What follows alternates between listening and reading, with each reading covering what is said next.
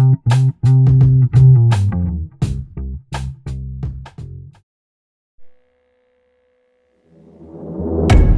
you seen the dashcam footage yet? No, they didn't send it yet. I would be surprised if they never did. Oh God, not you too? New York 3 got an exclusive look at the graphic dashcam footage. Haven't received the footage yet? Let me see your hands! People, let me see your hands! Have someone open this thing! Someone let me see your hands! No! Fuck! I think this is a cover-up. That's what I've been saying. No, but I have proof.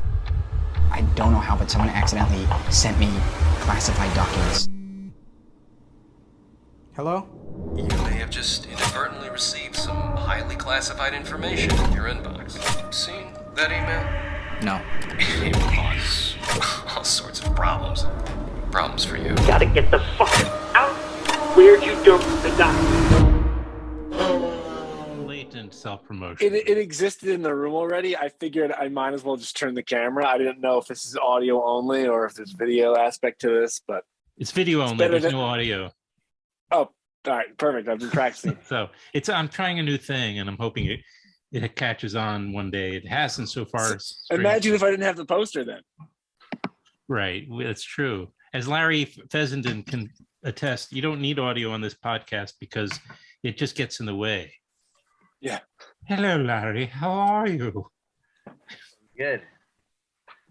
What's going on? I'm glad. Hello, How are sir. you? What's going on? Nothing. No? Chilling? Sticking around. I feel like every time you dial into these things, Larry, you're always in a different room. I'm trying to find a place where I'm not harassed by my beloved wife. Deliberately walks through these events and starts arranging the furniture behind me. So well, I'm just going to say she's welcome anytime. No doubt. Walk through, from my perspective, I'm happy to have her on. You should interview her. She's an award-winning filmmaker as well. Well, good evening, gentlemen. Nice to see you both. Larry, nice to see you again. Hey, Adam. For our annual chat.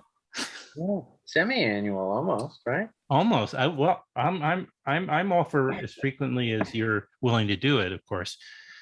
But do you know in this film called Dashcam, in this movie, you're referred to as iconic genre actor, Larry Fessenden? Yeah, that is one of the ironies of my life. I always have even when they list, Adam Driver and Bill Murray, an iconic actor, Larry Fessenden. It's fantastic. I don't know how it started, but I'll take it. Well, I mean, it's genre, but it's iconic genre actor, which is what caught my attention, because I don't remember seeing that associated with you, even though that does sort of work. It works. It's appropriate. It's not inappropriate, right? Do you have any problem with that? No, I have no problem with any of this. But I do think they're trying to diminish me a little by saying genre. But it's all right. Trying to keep you humble. So tell me, Christian, how did you come to?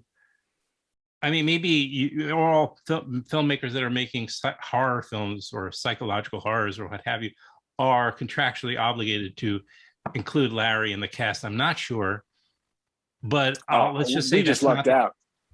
Oh, for sure. But yeah, I still have no idea why you agreed to be in it, but I really appreciate it. Well, here he has the opportunity to explain himself. Yeah. Christian and I have a mutual friend who is serving as one of the producers on Dashcam, Andrew Vandenhouten, with whom I've made several projects in different capacities. And Andrew gave me a call and pitched me Christian, who has almost as bizarre as being called an iconic genre filmmaker. Christian is responsible for the #1 movie in America in 2020. So that's always eye-catching.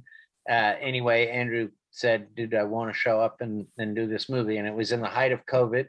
So it seemed exciting to get out of the house and to go make a small movie, which I always like, supporting projects that seem smart and resourceful. And Christian was the man for the job. So we had a great time. I snuck off to Long Island and in the midst of COVID fever, we made this film. And I think Christian's going to tell you it was maybe the first SAG-approved movie at the time. Yeah, I mean that's what I've heard. Yeah, we shot this, and I apologize. Let me know if my connection's not that great. It's being a little spotty. No, for everything me, looks, but, you look and sound perfect. Oh, great.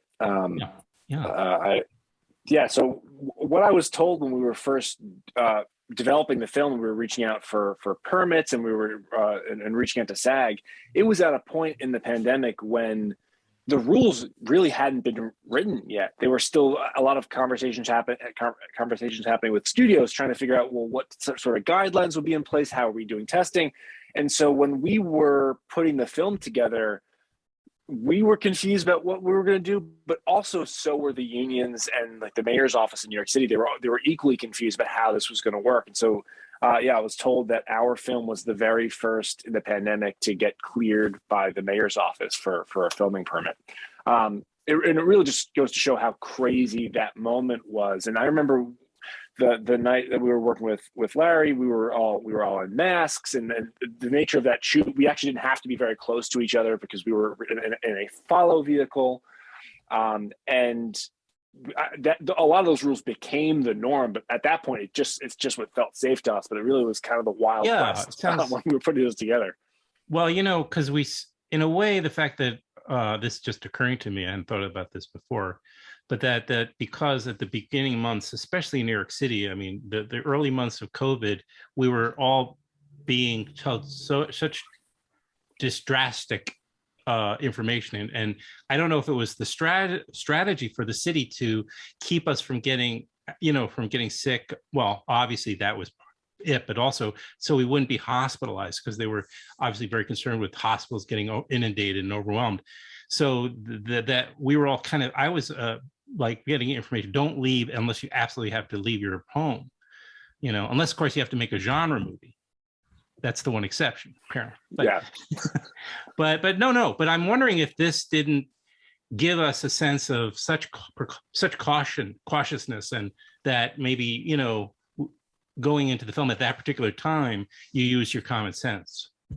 Yeah, well, I mean, I think it served us in how we filmed the movie, but also in the story that we told. Like we knew what felt right and what didn't, and that's why the main character Jake is alone in an apartment, and everyone he interacts with, he's interacting through a screen. And it's not a screen movie exactly, but it definitely has the feeling of isolation that a lot of us were feeling in that moment.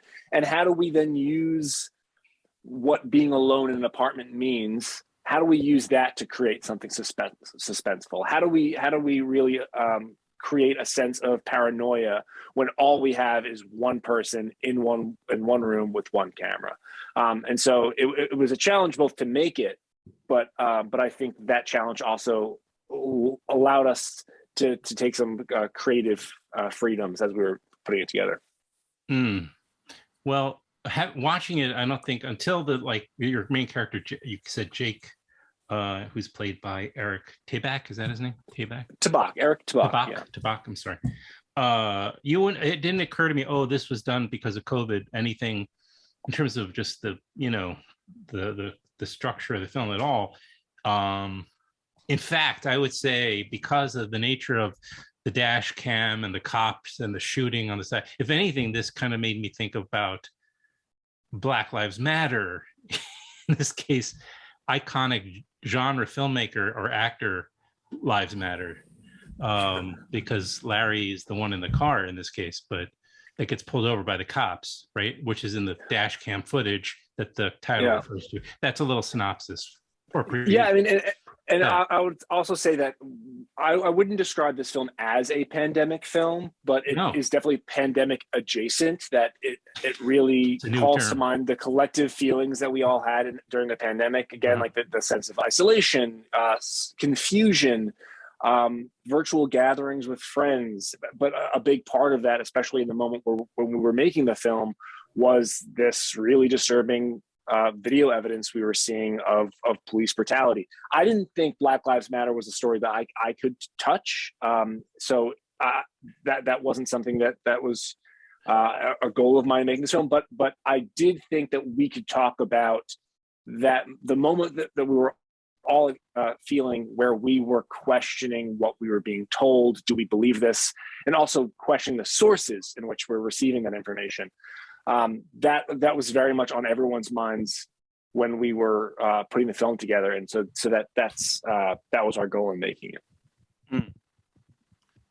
Well, Larry, have you ever been in such a position as an actor in a film where you were like in secondary source material, essentially? In other words, all of Larry's scenes were in the story's pre-recorded material, video. Yeah, I believe I was the first thing they filmed, which I enjoyed. I like to think that I was really just a prop. Right. Yeah. My entire performance was just going to be manhandled by the main character. A similar situation is when a filmmaker used my severed head to be the star of a movie, and I never even had to go to set. They just used a head that I'd already had made. So I've been through some strange situations. You really have. As an icon would do. They do all kinds of things with icons, and that's one of them. So I enjoyed Christian coming up with this scheme, and it made it a fun project to be part of, because I do one day of shooting, and yet I clearly, my character haunts the film. That's very true. Right. He's the spine. He's really the spine of the movie. And yeah, that was our first day. We knew we had something good when we watched that footage back. Larry, but just be careful you don't get caught up in stunt casting. That's next. That could be next, and just helping you on your career trajectory. No, it's too late for that. I'm usually invited to be in a movie to get killed. That's a notorious thing. I have a death reel on Vimeo or whatever it's called, YouTube. I think I have almost 20 kills. Let's cut to that. Okay, you'll have to get your assistant to work on that. Well, all right. So Christian, why don't you, let's just also, I kind of set up a little bit of the film, but I think we need a little bit more. Do you want to talk about it, or shall I start it and you interrupt me? Whatever you want. I've memorized the log line at this point, so I could just rattle that off. Or maybe let's you go, then I go. We'll see who does it better.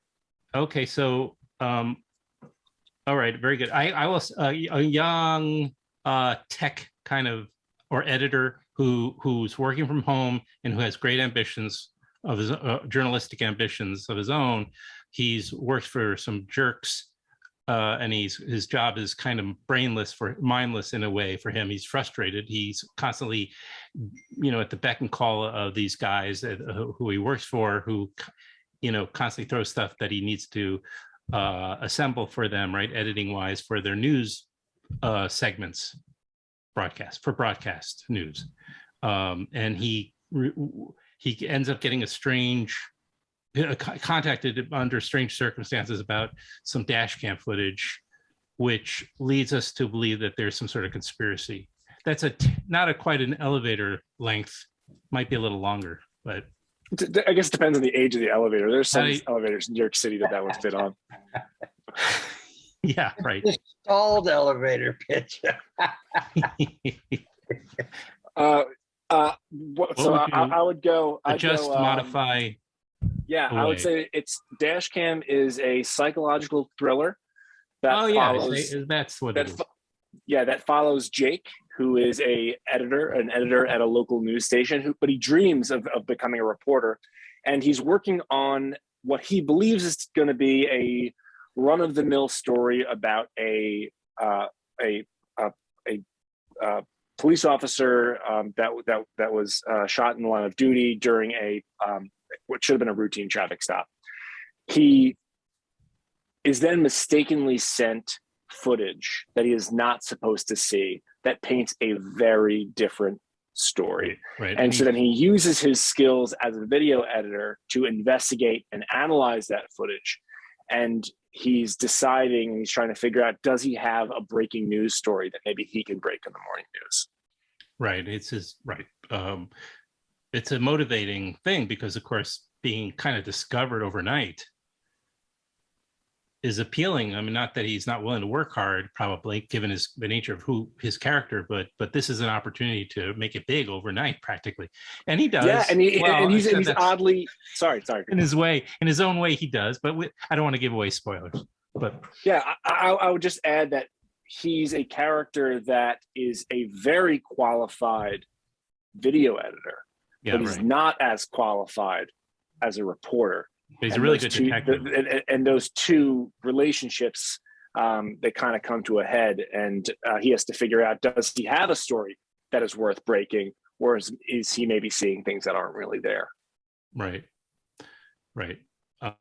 And there are references in the press materials that refer to some pretty hefty films from the past, which supposedly are influences. But I mean, one of my favorite movies ever was The Conversation, and I just loved that slow burn kind of approach to what Harry Call came upon. And there's a relationship there. This could be a grandchild of that film. I mean, his name is Jake Call in the script. I missed that last name. Okay, so not so subtle reference. I put that one on my sleeve. Yeah. Well, that's all right. Those are films that have.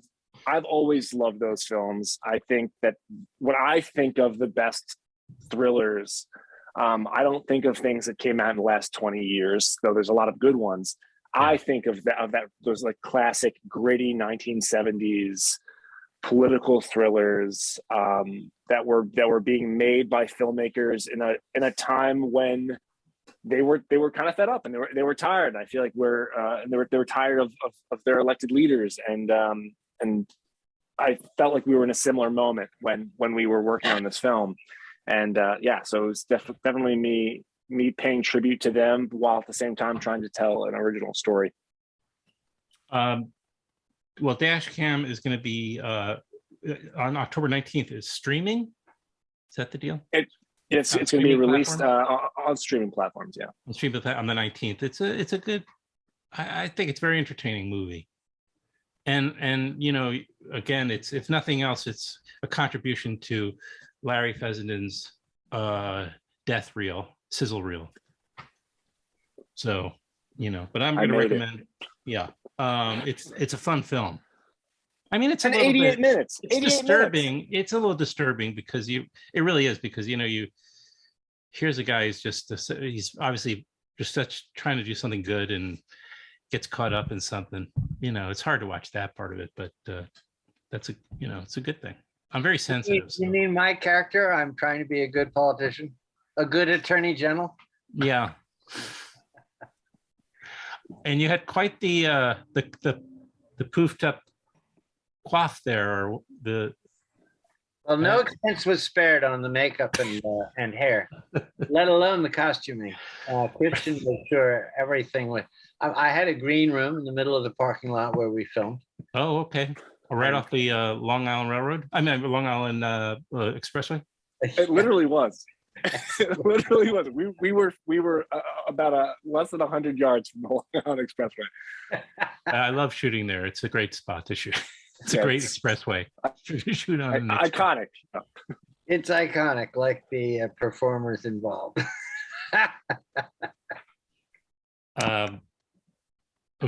Larry, where are you? Are you in the village, or are you in up here? I'm. Can you say? Upstate. You are. Yes, you are. The village of my mind. And what about you, Christian? Where are you? You're down in. I'm out in Long Island. Oh, you are. Yeah. You're the eastern part of Long Island. That's where I'm from. Yeah. Oh, very good. Very good. They say Suffolk County. Suffolk County. Yeah. Understood. Well, anything else we should mention that I'm leaving out? Any other actors you want to mention? I don't know. Any of the other Oh, cast members, but I could rattle off a few. Yes, the films, in addition to the horror genre icon Larry Fessenden, the film stars. iconic genre actor. I'm sorry. There I go. Yeah, it'll Failed. be on underneath him this entire conversation. I'll have that on there. on the audio only podcast. Just blinking on and off there. Iconic genre actor. Yeah. So in addition to iconic genre actor Larry Fessenden, the film stars Eric Tabak, who is a very successful YouTuber and actor. Oh. There is Georgia Wiggum, who you might recognize from The Punisher or other films and television projects. Julian Giello, who is from Scream, the TV series, as well as Marvel's Iron Fist. There's Noah Fisher, who was you might recognize from Uncut Gems, and then as our villain Tim Webb, or as the somewhat of an antagonist, is Zachary Booth, who's from Damages. So we have a good cast that I'm pretty sure we were only able to get because, again, it was the middle of the pandemic and no one was doing anything. Well, Larry, how many films did you make during the pandemic? 5 or 6. Yeah. Sorry to counter your last comment, but Larry just keeps working anyway. Some of them I made doing voiceovers in my closet. I was in an animated film. That was my favorite. That's my new go-to job, is just to be in the closet with a mic. With your microphone? Yeah. Kind of like what you do. Yeah. You what's that? Can you mention that project? Because that's Spine of Night. What is the first word? The Spine of Night. Oh, The Spine of Night. What a great title. And it's coming out soon, so this is a real plug. Check out The Spine of Night. I will. In the tradition of Ralph Bakshi, those of us who are old enough to remember. Speaking of 70s movies, anyway, it's a bloodfest bananas film with a lovely cast and an iconic performer as well. Check it out. Let me see, where are we? Is that coming out even before the spring, do you think, of next year? Or do you think? Yeah, I mean within a couple of weeks. Oh, that soon? All right, well, why don't you just come on, and we should just let the Zoom be, ongoing, because if I just waited out a couple of meals, you'll be back for your next. You really are prolific. I don't mean to. And do you have a project coming out in between? Don't you have Isolation coming out in between those two? Yes, I do. This is not to make fun of me. I'm just doing what I do. It's remarkable. It's just remarkable. Okay. Well, I'll let you go. You got to work hard to be an icon. Let me just tell you, it's not every day, I'm going to let you go in a minute because I assume you have to be on the set. Yes, or 7 o'clock shoot or something. Or the red carpet. Larry, thank you for always making time. I really love having you on this thing, and I feel bad I still haven't caught up with you. Were you at your son, didn't he have a new movie at the Woodstock Film Festival? Yes, he did, and he won an award. Congratulations. I'm very proud of that project. I was a producer on that. So well, look forward that's what to I really do. But it's not a horror film, so nobody talks about it. You don't have to be ashamed, by the way. Don't be ashamed of that. That he might be going off in a slightly different direction. Maybe he has to find his own way. I understand. Right. I think it's and to Christian, just tell me, did you have it? Yeah, I know you shot during this particularly remarkable time that we're living through, but did the film have any did it play festivals? I apologize ahead of time for not. It has played festivals. Some of the festivals that were in person wound up becoming virtual, and other festivals that were in person were canceled.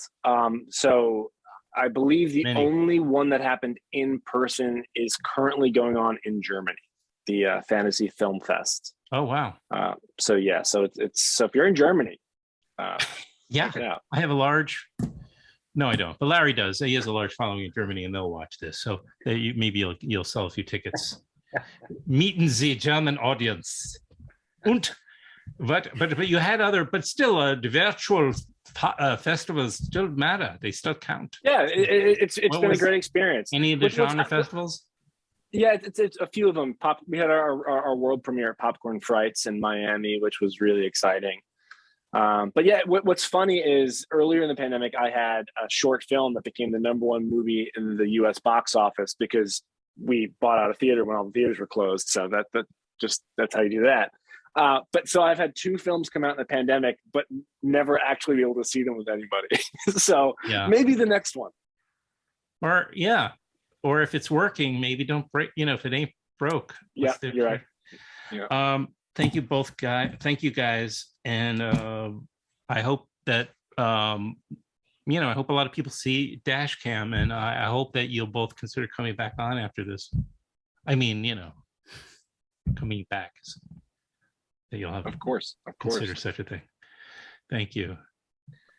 Thank you, Adam. Thank you. Let's talk to you soon. Take care. I Great seeing you now as always, Larry. liberate you.